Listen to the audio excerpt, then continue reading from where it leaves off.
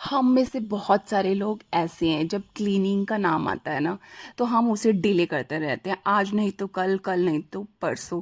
लेकिन एक्चुअल में क्लीनिंग एक मेजर टास्क नहीं है। क्लीनिंग को करने का जो वे है उसे अगर आपने मैनेज कर लिया तो आपके लिए क्लीनिंग कोई एक मेजर टास्क नहीं लगेगा और बिल्कुल इजी आपके लिए वे में हो जाएगा और आपका घर भी क्लीन रहेगा। तो कुछ ऐसे टिप्स एंड ट्रिक्स मैं आपके साथ शेयर करने वाली हूँ जो आगे आपको फर्दर दिवाली की क्लीनिंग के लिए भी आपको यूजफुल हो सकते हैं। तो बिना किसी देरी के मेरा वीडियो स्टार्ट करते हैं। Hello friends, welcome back to my channel life and living with Priyanka. First, जब भी हम क्लीनिंग करते हैं ना, फर्स्ट तो मेन मैं आपको बार बार वही बोलती हूँ कि कुकिंग आपको कर लेनी है। ऐसा नहीं कि आप क्लीनिंग का काम स्टार्ट करो और कुकिंग आपको मिड में करना हो, तो वो फ्रस्ट्रेटेड हो जाओगे आप। ना ही तो आप कुछ कुकिंग में ध्यान दे पाओगे, ना ही क्लीनिंग में। तो बेटर ये सबसे पहले आप कुछ कुक कर लें। तो मैंने यहाँ पर बच्चों के लिए भाजी रेडी कर लिया। अब उनको पाव चाहिए तो बस पाव भाजी बन जाएगी रेडी जैसे ही वो स्कूल से आएंगे। तो वैसे मोस्ट प्रोबेबली मेरे काम धीरे धीरे काफ़ी डन हो चुके हैं। किचन के जैसे बर्तन वगैरह धोने और ये सब चीज़ें थोड़ी हो गई हैं, जो डेली रूटीन का होता हो गया। अब डेली डेली हमें थोड़ा एक्स्ट्रा वर्क करना पड़ेगा और वो एक्स्ट्रा वर्क करने के लिए हमें थोड़ा सा एक्स्ट्रा टाइम निकालना पड़ेगा, क्योंकि अब दिवाली आने वाली है। दिवाली का मीनिंग तो आपको पता ही है, खुशियों का त्योहार, और बिल्कुल साफ सफाई तो इस त्योहार पे बनती है। अब सारे फेस्टिवल सब बस आ ही रहे हैं। तो अब साफ सफाई के लिए आपको क्या करना है, ऐसा नहीं है कि एक ही दिन में आपको बर्डन ले लेनी है कि उस दिन पूरा दिन आपको क्लीनिंग के लिए लगे रहो। अब आप भी काफ़ी टाइम है आपके पास में, मैं काफ़ी सीरीज क्लीनिंग की आपके साथ शेयर करूंगी। अगर आप न्यू हो तो इसे चैनल को सब्सक्राइब कर लीजिए ताकि आपके लिए फर्दर नोटिफिकेशन मिल जाए और आपके लिए कुछ इन्फॉर्मेशन मिल जाए आपको। तो क्लीनिंग के लिए मैं आपको ये बोल रही हूँ कि ऐसे नहीं है कि आपको फर्स्ट एक ही दिन में सारा काम क्लीन करना है और सब खत्म करना है, या 2-3 दिन में क्लीन करना है। और आज से आप लगा लो कि 1.5-2 महीना भी पड़ा है क्लीनिंग को, दिवाली को, तो आप आराम से अपने घर को अच्छे से क्लीन कर सकते हो। हाँ, ये जरूर मंत्रा है, अगर आपको दिवाली की क्लीनिंग करनी है तो 1.5-2 महीने पहले से ही स्टार्ट कर दीजिए। और अगर ये वीडियो आज आपके पास पहुंचा है तो ये सोच लीजिए आपके लिए एक मोटिवेशन है, तो आज से ही आप अपना क्लीनिंग का वर्क स्टार्ट कर सकते हैं। तो मैं यहाँ पर, मेन होता है हमारा, मेन जो एरिया क्लीनिंग का होता है वो किचन। किचन के जो ओपन एरिया होता है ना, वही में ज़्यादा ग्रीस वगैरह पकड़ता है, उसे धीरे धीरे हमें क्लीन करना पड़ता है। तो यहाँ पर ये राइप जो बिल्कुल पके हुए बनाना होते हैं ना, वो रखे थे। तो मैं ये एक्चुअली बनाना को थोड़ा टाइम के लिए छोड़ती हूँ कि पक जाए, क्योंकि मुझे बनाना केक बनाना होता है। तो यहाँ पर बनाना केक की रेसिपी भी मैं आपके साथ में शेयर कर रही हूँ कि वो आज खाना था वॉलनट बनाना केक। तो मैंने यहाँ पर सब सारी ये मिक्सी में डाल दिया, जार में सब बनाना, शुगर और मिल्क डालकर मैंने इसको एक अच्छी सी पेस्ट बना दिया। फिर उसके ऊपर मैं डाल दूँ, क्योंकि मैं हेल्दी बना रही हूँ ये केक, तो इसमें मैं डाल रही हूँ आटा, जो गेहूं का आटा होता है वही डाला है। कोकोआ पाउडर डाल दूंगी, बेकिंग पाउडर, और इसमें डाल दूंगी थोड़ा सा बेकिंग सोडा, इसमें हल्का सा डालूंगी। क्योंकि क्लीनिंग का काम हम करते रहेंगे साइड बाय साइड, जो ये बेकिंग का काम है ये भी अपना साथ साथ चलता रहेगा। तो बच्चों का भी काफ़ी टाइम है स्कूल से आने का, तो मुझे ये है कि साथ में बेकिंग के लिए मैं भी थोड़ा सा इसको माइक्रोवेव में डाल देती हूँ, क्योंकि 45 से 50 मिनट्स लग जाते हैं बेकिंग के लिए। तो साइड बाय साइड हमारा कुकिंग का काम भी डन कंप्लीट हो जाएगा और क्लीनिंग का काम भी चलता रहेगा। तो ये ट्रिक भी जरूर होती है कि अगर आपको कुकिंग भी कुछ करनी है, या तो पहले कर लीजिए, या फिर इस तरह का काम जिस तरह के दूध बॉयल करना है या छुटपुट सा ऐसा काम जो किचन में कुकिंग भी कर सके हम साथ में और अपना क्लीनिंग का वर्क भी कर सकते हैं। क्लीनिंग का वर्क मैं बता रही हूँ आपको, अभी आगे शेयर करती हूँ कि अगर हम किचन में ये काम कर रहे हैं तो साथ में कुकिंग का काम कर रहे हैं, तो साथ में क्लीनिंग का वर्क किस तरह से कर सकते हैं। तो यहाँ मैंने म्यूजली डाल दिया है और क्रैनबेरी डाल दिया, और माइक्रोवेव में डाल के इसको मैं छोड़ दूंगी बेकिंग के लिए 40 या 40 मिनट्स के लिए। फिर उसके बाद फिर इसमें चेक करके देख लूंगी। तो ये अपना प्रोसेस चलता रहेगा और हम अपना प्रोसेस क्लीनिंग का साइड बाय साइड करते रहेंगे। तो ये मेरे को आज क्लीन करना है अपने जो ओपन सर्फेसिस है ना, उनको मुझे क्लीन करना है, जस्ट लाइक किचन का काउंटर टॉप है, क्योंकि ये इसमें ग्रीजी एरिया ना बहुत जल्दी आता है। और अगर आज से ही मैं स्टार्ट करती हूँ, जब मुझे दिवाली आसपास होगी, तो मेरे लिए ये ईजी हो जाएगा बिल्कुल क्लीन करना। और आप मैं आपको बोल रही हूँ कि ना 1 डे में थोड़ा थोड़ा पार्ट आप ले लीजिए क्लीन करने के लिए। जस्ट लाइक कभी किसी किचन के 2 ड्रॉयर उठा लिया आपने, और कुकिंग भी साथ साथ चलती रहेगी, आपके ये ड्रॉयर्स भी क्लीन होते रहेंगे, और ये साथ में चाहे काउंटर टॉप को आपने क्लीन कर लिया है, या फिर कुछ कंटेनर्स को आज आप वॉश करके रख देंगे, ड्राई करके रख देंगे, क्योंकि एक ही दिन में किचन की क्लीनिंग पॉसिबल नहीं है। तो यहाँ मेरा जो ओपन में कॉफ़ी और टी स्टैंड था ना, कॉफ़ी स्टेशन बना रखा था मैंने, तो उस पर बहुत जल्दी जल्दी डस्ट आ जाती है, तो उसको भी डेली बेसिस पे तो हम इन चीज़ों को क्लीन करते नहीं है, और वीक में 1 या मंथ में 1 इस तरह से क्लीन करते हैं। तो आज इसका टाइम था मुझे क्लीन करने का, तो मैंने ये सब चीज़ें क्लीन करी। जो ओपन एरिया में मैंने रख रखे हैं, जस्ट लाइक ये जो पॉट है जिसपे मैं शुगर वगैरह या कॉफ़ी वगैरह रखती हूँ, तो ये भी बाहर से काफ़ी जो है सिरेमिक के, लेकिन बहुत जल्दी ग्रीस ये कैच कर लेते हैं, तो इनको क्लीन करना बनता है। ये नहीं है कि हाँ कि अंदर से क्लीन करूँगी, वो धीरे धीरे मैं जो आपको बता रही हूँ ना, जस्ट लाइक कंटेनर्स हैं, ग्रोस जो पेंट्री के हमारे कंटेनर्स होते हैं, उसे आप एक दिन ले लीजिए। एक दिन पेंट्री का सामान आपने निकाला, उसको क्लीन करा, एक दिन आपने ड्रॉयर्स वगैरह कुछ क्लीन करे, एक दिन आपने मैट्स वगैरह सब क्लीन करा। तो इस तरह से आपको स्टार्ट करने पड़ेंगे अपने क्लीनिंग का प्रोसेस धीरे धीरे, ताकि आप भी थके नहीं और बिना थके आप उसे अच्छे से कर सकते हैं। इसलिए बोल रही हूँ, क्लीनिंग एक मेजर टास्क नहीं है, क्लीनिंग करना बहुत ईजी है। अगर हमने उसको एक प्रॉपर वे में करेंगे ना, तो क्लीनिंग करना बहुत ज़्यादा ईजी रहेगा, और हमारा घर इतना क्लीन रहेगा तो हमारा अपने आप से मन करेगा कि आज ये काम कर लें, आज ये काम, खुद पे खुद हम अपना स्टेप उठाएंगे। अगर घर को अगर हम टालते जाएंगे कि आज नहीं तो कल, ये काम कल कर लेंगे, तो वो घर इतना गंदा हो जाएगा ना कि जब हम एक दिन आएगा जब हमें सब कुछ क्लीन करना होगा, वो इतना फ्रस्ट्रेटेड वाला दिन हो जाएगा, ना हम क्लीन कर पाएंगे और ना ही हम टायर्ड भी बुरी तरह से हो जाएंगे। तो ये हमारे जो प्रोसेस होते हैं, छोटे छोटे स्टेप होते हैं, वो हमें लेने की ज़रूरत है हमें घर को क्लीन करने के लिए, ताकि हम अपना क्लीनिंग का प्रोसेस कंटिन्यू कर सकें। और कुछ लेडीज़ को तो पता ही है कि जब ये दिवाली के आसपास के टाइम होता है, जब हम क्लीनिंग का वर्क करते हैं, सब घर में क्लीनिंग का वर्क हो रखा होता है, तो ये धूल डस्ट सब आता है, तो एलर्जी से किसी को कोल्ड वगैरह भी हो जाता है। तो इन चीज़ों की प्रोटेक्शन के लिए आप मास्क वगैरह पहन सकते हैं, और आप बीच में आप चाय वगैरह भी ले सकते हैं, यानी कि कॉन्टिन्यूस आप करते रहें, अपना भी ध्यान रखिए और साथ में क्लीनिंग का काम भी करते रहिए। तो यहाँ पर ये देखो, मेरे कॉफ़ी स्टेशन बिल्कुल हो गया क्लीन, और ये जो कुकटॉप के राइट साइड है, यहाँ पे भी मैंने काउंटर टॉप पे सामान रखा हुआ है। एक्चुअली काउंटर टॉप पे सामान आजकल सब रखते हैं, अच्छा भी लगता है और हमारे लिए इजी टू यूज़ भी हो जाता है, लेकिन उसको भी रखने का एक वे होता है। ऐसे नहीं कि आप सीधा काउंटर पे रख दोगे तो काउंटर क्लीन करना बहुत टफ होता है, तो ऑर्गेनाइज़र आप यूज़ कर सकते हो।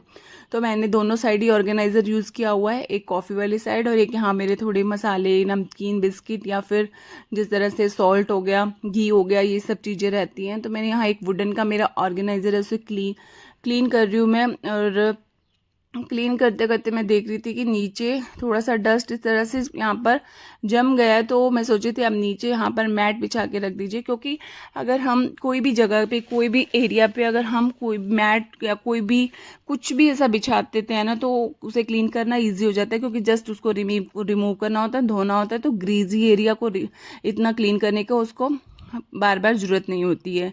तो बस यहाँ पर ये सारी चीज़ें मैं माइक्रोफाइबर क्लॉथ की हेल्प से क्लीन कर लूँगी। और इस क्लॉथ को, ये देखो, मैं आपको बोल रही थी कि नीचे बिछाने के लिए, तो मैंने इस पॉलीथीन को ही कट कर दिया, जो आते हैं इस तरह के, तो इसे कट करके नीचे बिछा दिया। अब मुझे आगे भी जब भी क्लीन करना होगा तो इस पॉलीथीन को रिमूव करके मैं दूसरा पॉलीथीन यहाँ पर लगा सकती हूँ। आप चाहो तो कोई भी एंटी स्लिप मैट्स आती है, उसका भी कटिंग आप लगा सकते हो। मैंने आगे और परचेज़ करना है, तो जब मुझे नेक्स्ट टाइम इसको चेंज करना होगा तो मैं यहाँ पर एंटी स्लिप मैट लगा दूंगी, और वही या वॉश करके यूज़ कर सकते हो। एंटी स्लिप मैट तो वॉश करके यूज़ कर सकते हैं, लेकिन ये वाली जो पॉलीथीन के टुकड़े होते हैं, ये तो हम ऐसे ही थ्रो कर सकते हैं। तो बस यहाँ सारी चीज़ें क्लीन होगी। ग्रीजी एरिया को क्लीन करने के लिए एक सॉल्यूशन है, मैं आपको बार बार बोलती हूँ, होममेड सॉल्यूशन है। उसको विम ले लीजिए, थोड़ा सा गुनगुना पानी ले लीजिए, विनीगर ऐड कर लीजिए, तो ये एक आप एक स्प्रे बोतल में ऐड करके माइक्रोफाइबर क्लॉथ्स पे आप करेंगे ना, आप चाहे इन पे यूटेंसिल्स पे बाहर से आप अच्छे से क्लीन कर सकते हो, सेफ होता है। हाँ, उसमें विम नहीं डालोगे। अगर आप यूटेंसिल्स को बाहर से क्लीन कर कंटेनर को यूज़ कर रहे हो तो उसमें आप विम नहीं ऐड करोगे, क्योंकि अगर विम ऐड करें तो उसको अच्छे से वॉश करने की ज़रूरत होती है। तो मैं तो यहाँ पर पहले ये वाला गीले वाले कपड़े से साफ करके फिर मैं ड्राई वाले क्लॉथ से उसको क्लीन कर लेती हूँ। और आजकल आपको पता है मॉइस्चर बहुत ज़्यादा हो रहा है, जो वुडन की चीज़ें हैं ना ये सब पूरा ही फंगस पकड़ती जा रही हैं। जैसे चॉपिंग बोर्ड हो गया, हमारी वुडन की ट्रेज होगी, तो उसके लिए एक ट्रिक है, जो भी हमारे घर कोकोनट ऑयल होता है, ऑलिव ऑयल होता है, ये वाली चीज़ें ना इस पर अच्छे से आप माइक्रोफाइबर क्लॉथ से उसको अच्छे से क्लीन कर दो। तो इससे आप शाइन क्या होगा, एक तो फंगस भी नहीं आएगी, दूर हो जाएगी, दूसरी और ये बिल्कुल शाइन वैसे करने लग जाएगा जैसे कि आपका न्यू है। तो थोड़े थोड़े दिन बाद मैं तो ये वुडन के चॉपिंग बोर्ड्स हैं, ट्रेज हैं, इनको कोकोनट के ऑयल से मैं थोड़ा सा साफ कपड़े से इनको क्लीन कर देती हूँ। तो ये वाला एरिया भी मेरा हो गया क्लीन, क्योंकि ओपन सर्फेसिस को हमें क्लीनिंग ज़्यादा करने की ज़रूरत होती है। और अब बस बारी ये आ गई कि धीरे धीरे सारी चीज़ें ही क्लीन करनी है हमें, क्योंकि दिवाली बिल्कुल पास ही है। जिस तरह से मुझे दिखता जाएगा, मुझे अपने रूटीन, डेली रूटीन से अदर देन जो भी टाइम लगेगा उसमें थोड़ा थोड़ा टाइम हम अपने क्लीनिंग वर्क को देंगे। तो हमारा क्लीनिंग का वर्क तो चल ही रहा है, साथ साथ हम देख लेते हैं हमारा जो केक बेक हुआ है या नहीं। तो मैं बस यहाँ पर देख रही थी और बहुत ज़्यादा गर्म था, मैं बिना कपड़े के इसको पकड़ने लगी थी और काफ़ी यम्मी बना था। और आप इसकी शक्ल भी देख सकते हो कितने अच्छे तरह से बेक हुआ है और बच्चों को खूब पसंद आता है और हेल्दी भी। आप देखो बनाना डाला है, इसमें दूध भी डाला हुआ है और गेहूं का आटा है, कोई मैदा मैंने यूज़ नहीं किया। काफ़ी अच्छे से बना था और इसके फिर मैंने पीसेस कट करके रख दिए हैं, क्योंकि जब बच्चे आएंगे स्कूल से तो वो अपना इसे एंजॉय कर सकते हैं। वैसे मैं इसको एक कंटेनर बॉक्स में डाल के फ्रिज में रख दूंगी और जब ठंडा हो जाएगा थोड़ा सा तो अपना जब उनका मन करेगा वो मंच करने का अपना जैसे होगा वो खा लेंगे। तो ऊपर से देखो मैंने म्यूज़ली वगैरह ये डाल दिया था। और आप देख सकते हो मेरे किचन का जो ओपन एरिया है, ओपन सर्फेसिस है, काउंटर टॉप है और मेरा ब्रेकफास्ट काउंटर है, बिल्कुल नीट एंड क्लीन हो गया है। और इसको अब जब दोबारा क्लीनिंग की ज़रूरत होगी तो इतना ज़्यादा ये टाइम टेकिंग नहीं होगा, क्योंकि हम ये वंस इन अ वीक थोड़ा थोड़ा हम करते रहते हैं। तो आ गई थी मैं उसके बाद में बेडरूम में। तो बेडरूम के एरिया पे भी तो बस यही बात बोल रही हूँ कि आप धीरे धीरे अपने कंटिन्यू इस तरह से प्रोसेस करते रहेंगे ना तो आपके लिए इजी हो जाएगा। अब इस टाइम पे मेरे पहले सारे काम डन हो चुके थे, इवन मेरी सारे झाड़ू पोछा मॉपिंग ये सब काम हो चुका था। और उसके बाद में थोड़ा रेस्ट करने के बाद मैंने बेडरूम में एंट्री करी और मैंने ये काम किया, क्योंकि कॉन्टिन्यूस भी हम काम करते हैं ना तो हम बिल्कुल टायर्ड हो जाते हैं। तो ज़रूरी नहीं है कि झाड़ू पोछा भी रखा है तो उससे पहले हमें सारे क्लीनिंग के वर्क कर लेने हैं, कोई बात नहीं। हम एक बार, क्योंकि जब नीट एंड क्लीन घर हो जाता है ना, हम थोड़ा सा बैठ के रेस्ट कर लेते हैं ना, उसके बाद हम थोड़ा और चार्ज हो जाते हैं। तो झाड़ू पोछा होने के बाद भी आप अपने क्लीनिंग के वर्क कंटिन्यू कर सकते हैं। इस तरह से नहीं है कि आप हाँ कि झाड़ू पोछा अभी तक हो गया आप तो नेक्स्ट डे ही करेंगे, ये अगर सोचते रहेंगे तो वो नेक्स्ट टू नेक्स्ट डे पे पोस्टपोन होते रहेंगे आपके काम। तो मुझे अपनी बेड की पहले मैंने बेडशीट चेंज नहीं करी थी, तो झाड़ू पोछा होने के बाद मैंने बेडरूम की बेडशीट मैंने चेंज करी। ये मैंने इलास्टिक वाली ही ली है, अगर आपको चाहिए इसका लिंक तो मुझे कमेंट कर देना, मैं आपको भेज दूंगी। ये काफ़ी अच्छी है इलास्टिक वाली। आजकल तो मैं अब सारी बेडशीट ना चेंज करती जा रही हूँ, इलास्टिक वाली लेती जा रही हूँ। और थोड़ा सा बेडरूम का मैंने मेकओवर कर दिया, ये सब चीज़ें रख के आगे कुशन वगैरह रख दिए थे। और अभी साइड बाय साइड में साथ में जो मेरे दिवाली की क्लीनिंग के लिए जो इंटरनल्स जो वार्डरोब्स हैं, ड्रॉयर्स हैं, वो भी मैं क्लीन करती रहूँगी धीरे धीरे। जैसे कि आज मैंने बेडरूम के जो बेड साइड्स जो टेबल की ड्रॉयर्स हैं ना उनको सबको मैंने क्लीन कर लिया है।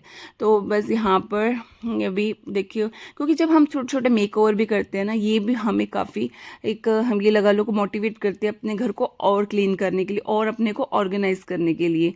तो यहाँ कितना सुंदर लग रहा है। और यहाँ मैंने एक कॉर्नर पे बस अभी लैंप लगाया है यहाँ, और एक्चुअली ये लैंप पहले ही था, बस मैं छोटी छोटी चीज़ों को इधर से उधर करती रहती हूँ। पहले दूसरे बच्चों वाले रूम में था और अब मैंने इधर अपने मास्टर बेडरूम में लगा लिया। तो ये छोटी छोटी चीज़ें इधर उधर करके भी काफ़ी हमें अच्छा लगता है।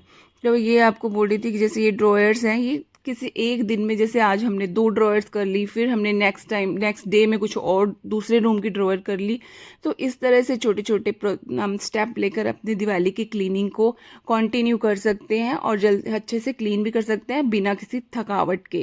तो यहाँ पर मैं देख रही थी, क्योंकि हम साइड टेबल्स का जो ड्रॉयर है बहुत ज़्यादा हमारे लिए यूज़ होता है, हम यहीं बैठते हैं, बुक्स वगैरह पढ़ते हैं, वो भी यहीं रख देते हैं। कुछ लिखना होता है, मेरी डायरी वगैरह सब यहाँ रखी होती हैं, पेन्स वगैरह। तो इसे टाइम टू टाइम अगर आप मैनेज करते रहें, क्लीन करते रहें तो ये बेटर रहता है। तो इस तरह के छोटे छोटे जो फूड वाले कंटेनर होते हैं ना, मैंने उनको ही ऑर्गेनाइज़र बनाकर यहाँ पर ड्रॉयर में डाल दिया है। और जस्ट लाइक हमें कुछ ऑर्नामेंट चाहिए होता है, मूव वगैरह चाहिए होता है, हमें कोई क्लॉक है चाहिए होती है जो मेरे बेड के साथ में मुझे डेली का चाहिए होता है, वो मैं बेडरूम के इसी साथ में ही ड्रॉयर में रख देती हूँ। और ये डायरी है जो मुझे लिखने के लिए यूज़ होती है। चार्जर्स वगैरह होते हैं वो भी मैं इसमें ही डाल देती हूँ, ताकि यही साथ में वो ओपन रखेंगे ना, चार्जर लगे हुए बहुत बुरे लगते हैं, ऑर्गेनाइज नहीं लगता इससे घर। तो इसलिए मैं छोटा सा ऑर्गेनाइजर ड्रॉयर में डाल के उसमें चार्जर रख देती हूँ। तो इस तरह से ही आज मेरे इस बेडरूम के जो ड्रॉयर्स हैं वो क्लीन हो गए। इवन मेरा घर का वर्क पूरा डन हो गया है, कुकिंग भी कंप्लीट है। तो इस तरह से हम छोटे छोटे प्रोसेस करके अपने क्लीनिंग के वर्क को अपना एक प्रोसेस को हम कंप्लीट कर सकते हैं। यहाँ पर मैंने जैसे बिल्स आए, कोई इलेक्ट्रिसिटी बिल है, और मेरे हस्बैंड के यहाँ पे डायरी है, चार्जर, ये एक्स्ट्रा। एक्चुअली हम जब ये क्लीनिंग का वर्क करते हैं ना, तो आप सबसे मेन तो हमारा डी क्लटर काम हो जाता है, और काफ़ी चीज़ें हमारी जो होती हैं वो क्लटर हमारा रिमूव हो जाता है। इतने सारे एक्स्ट्रा फ़ोन के कवर्स रखे थे इस ड्रॉअर में, और मुझे रख के मैं तो भूल ही गई थी। अभी आज इसको मैंने क्लीन करा है, तो ये मेरे के लिए अब यूज़ वाले नहीं है। हम ये सोच के रख देते हैं अब फिर कभी काम आ जाएंगे, लेकिन हमारे कोई यूज़ के नहीं होते, तो उनको तुरंत फेंक ही देना चाहिए। तो फ्रेंड्स, मेरा आज का व्लॉग इतना ही है। मिलेंगे हम नेक्स्ट ब्लॉग में नेक्स्ट एक्टिविटी के साथ। तब तक आप अपना खूब सारा ख्याल रखिएगा। Bye bye, lots of fun. और अगर आप मेरे इस ब्लॉग से मोटिवेट हुए और हो रहे हो तो आप इसे सब्सक्राइब जरूर कर लीजिएगा अगर आप न्यू हो तो, क्योंकि कॉन्टिन्यूस में अब दिवाली क्लीनिंग सीरीज तो काफ़ी आती रहेंगी, चलती रहेगी। Bye bye.